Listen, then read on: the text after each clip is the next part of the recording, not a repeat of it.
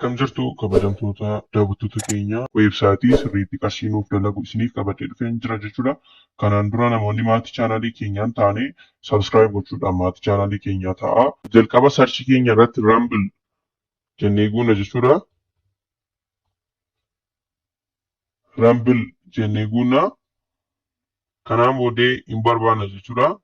Kunoo isheema fuulduratti argamtu kana https rumble.com ishee jettu kanadha jechuudha. Akkuma ilaaltanii haala kanaatti isiniif fira jechuudha. Kun tuutoriyaalii isaa yoo barbaadan bantanii dhaggeeffachuu dandeessu.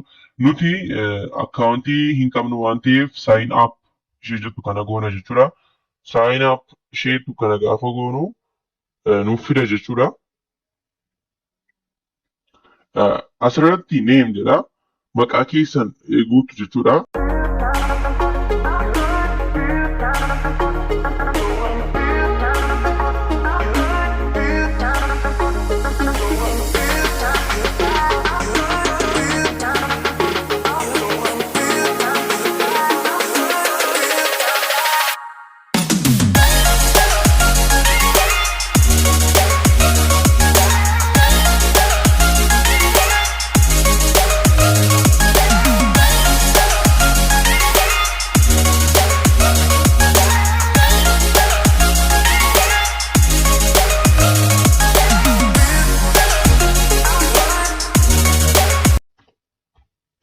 Paaspoortii yaadattan ta'uu qaba.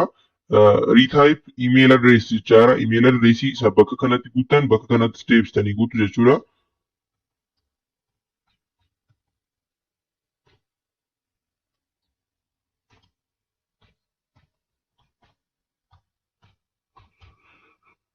Kanaan booddee kaawuntirii isin gaafata. Kaawuntirii kana keessa Itoophiyaa barbaaddu. Itoophiyaan jirti.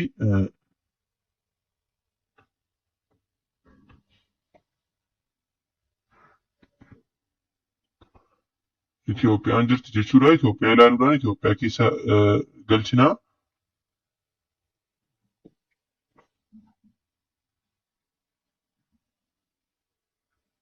Kunodha Itoophiyaan itti guuta jechuudha.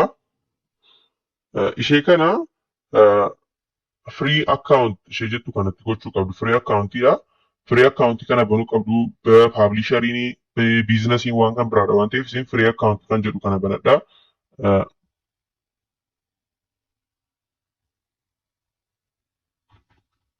Username koodhaanii namni kan biraan fayyadamee jira jechuudha.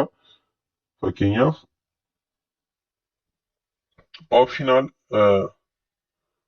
fields wanta irratti hojjechuu barbaadan hin gashitu jechuudha. Adreesiin koo Addis Ababaa Itoophiyaadha.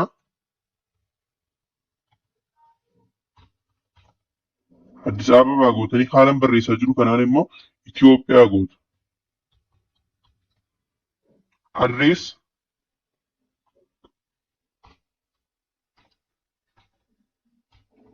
Addis Ababa. City Addis Ababa. Itoophiyaa. Itoophiyaatti guutu jechuudha. Postal koodii namni qabdan postal koodii mataa keessanii guutuu dandeessu. Postal koodii yoo qabdan 004 gootanii bira darbuu dandeessu jechuudha. Bakka postal koodii 004 gootanii bira darbuu dandeessu. State or pro asirratti Addis Ababa Itoophiyaa goonam akkuma ammaatti jechuudha.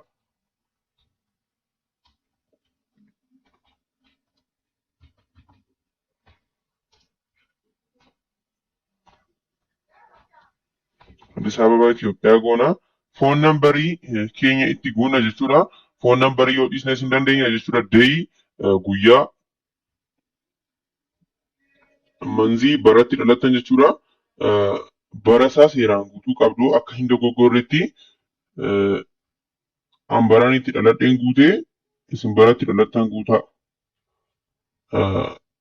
Kanaan booddee by creating an account with Rumble and checking this box ishee kanatti raayitii gochuu qabdu.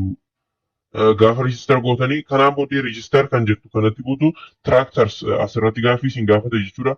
Tiraaktarii kan ta'e filattos keessaati. Fakkeenyaaf tiraakteriin kanuma qofaa jiran itti fakkaata. Verifying godha. Na dabarseera jechuudha. Congratulations, you have successfully registered as a Rumble creator. Rumble creator itti register taataniitu nu jechaa jira.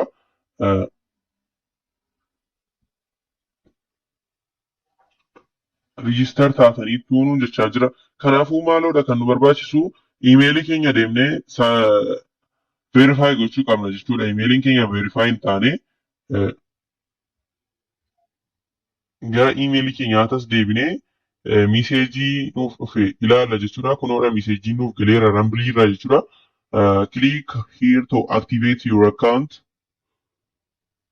Activate gochuu qabna jechuudha. Your account has been successfully verified. Verified nu ta'eera. Accounting keenya banameera jechuudha. Amma asirratti fuula kan biraa banuudhaan login goona haaraa. Akka haaraatti login gochuu qabna. Ammas Rumble'itti ni buuna.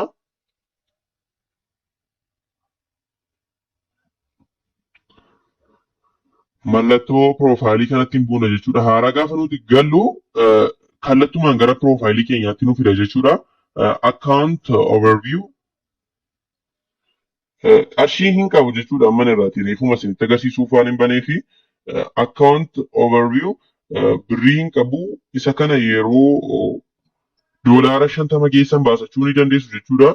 YouTube'iin garuu kan inni isin baafachuu dandeessan doolaara 70 yuuroo 70 olitti baafachuu dandeessu. Doolaara 100 kanaa olitti malee kanaa gaditti baafachuu hin dandeessanii.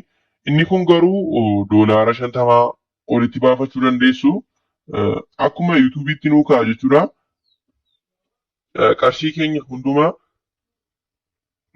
amma bakka baasnee haala kanaadhaan nuuf ka'a jechuudha. Baay'ee wanta bareedaadha. Baay'ee wanta ittiin qarshii argachuu dandeenyudha jechuudha. Kanaafuu mallattoo eda'uu kanatti buunee viidiyoo barbaannu tiiktookii irraatii buusnee koppiraatii kan hin qabne asirratti yoo gadhiisne qarshii irraatii argachuu dandeenya jechuudha. Kanaafuu viidiyoon kun baay'ee isin fayyada. Qarshii waan isin hojjechuu dandeessanidha. YouTube irratti amma yeroo fittanii isa kanaan fayyadamaan isiniin jedha. Waan dhaggeeffattaniif guddaa galatoomaa. Chaanalii keenya subscribe gochuu hin dagatinaa. Kun chaanalii keessan kan ta'e chaanalii afaan Oromoo namoonni viidiyoo kana jaallatan subscribe gochuudhaan akka inni ijoollee keessan bira ga'u yoo barbaadan laayikii bu'uudhaan maatii chaanalii kanaa ta'a galatoomaa.